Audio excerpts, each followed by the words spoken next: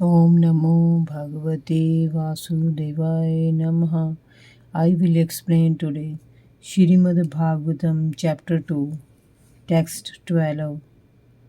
Tach Charad Dhana Munyo Gyan Varagya Yuktya Pashyantya Tamani Chatman Bhaktja Shrut Grahi Taya.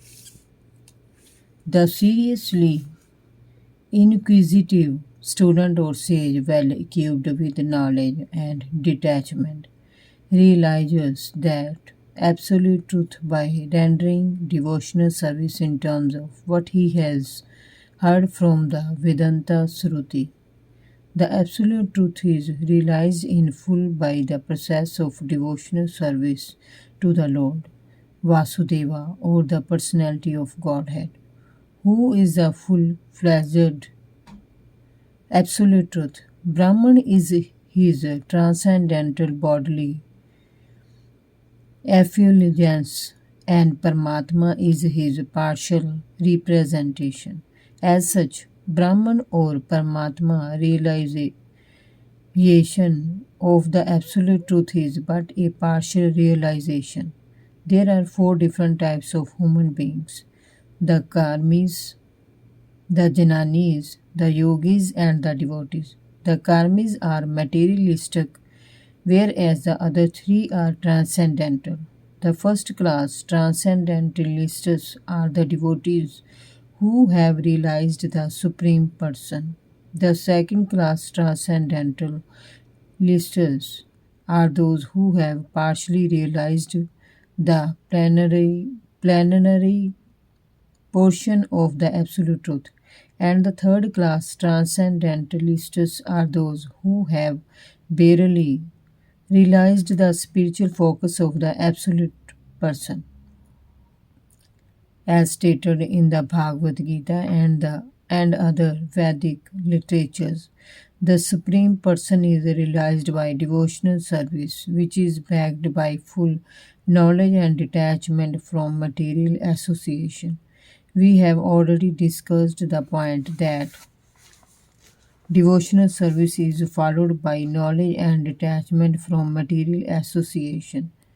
As Brahman and Paramatma realization are imperfect realization of the absolute truth, so the means of realizing Brahman and Paramatma. Example: the paths of jnana and yoga are those perfect means of realizing the absolute truth.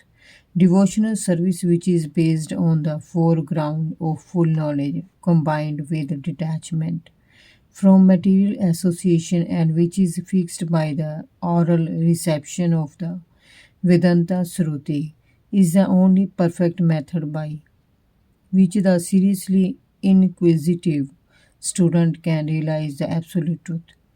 Devotional service is not, therefore, meant for the less intelligent class of transcendentalists. There are three classes of devotees, namely first, second, and third class. The third class devotees or the neopathies who have no knowledge and are not detached from material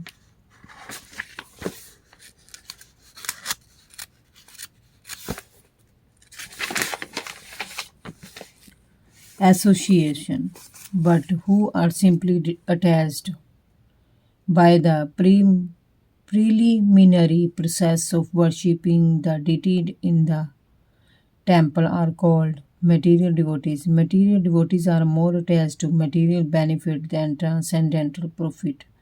Therefore, one has to make definite progress from the position of material devotional service to the second class devotional position. In the second class position, the devotee can see four principles in the devotional line, namely the personality of Godhead, his devotees, the ignorant, and the envious. One has to raise himself at least to the stage of a second class devotee and thus become eligible to know the absolute truth.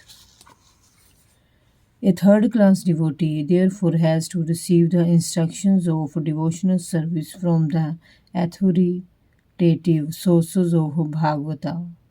The number one Bhagavata is the established personality of devotee, and the other Bhagavata is the message of Godhead. The third class devotee therefore has to go to the personality of devotee in order to learn the instruction of devotional service. Such a personality of devotee is not a professional man who earns his livelihood by the business of Bhagavatam. Such a devotee must be a representative of Sukadeva Goswami like Suta Goswami and must preach the cult of devotional service for the all around benefit of all people. A new pathy devotee has very little taste for hearing from the authorities. Such a new pathy devotee makes a show of hearing from the professional man to satisfy his senses. This sort of hearing and chanting has spoiled the whole thing. So one should be very careful about the faulty faulty process. The holy message of Godhead has inculcated located inculcated in the Bhagavad Gita or in the Shrimad Bhagavatam are undoubtedly transcendental subjects, but even though they are so, such transcendental matters are not to be received from the professional man, who spoils them as the serpent spoils milk simply by the touch of his tongue. A sincere devotee must therefore be prepared to hear the Vedic literature, like the Upanishads, Vedanta, and the other literatures left by the previous authorities or Goswamis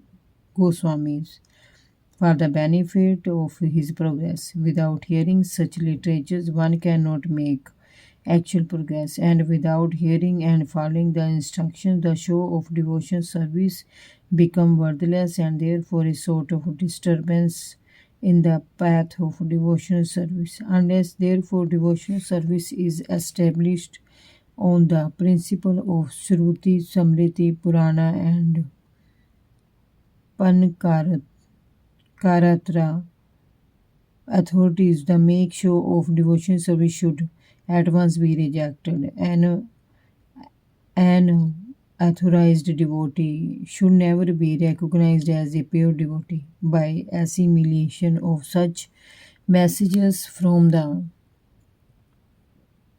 Vedic literatures. One can see the all pervading localized aspect of the personality of Godhead within his own self constantly. This is called Samadhi. Om Namo Bhagavate Vasudevaya Namaha.